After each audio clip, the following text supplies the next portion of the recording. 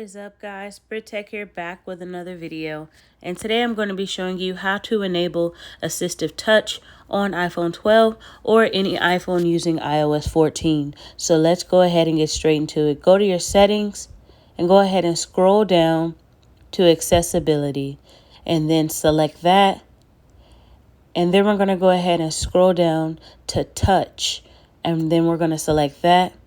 And as you can see at the top, it says Assistive Touch allows you to use your iPhone if you have difficulty touching the screen or if you require an adaptive accessory.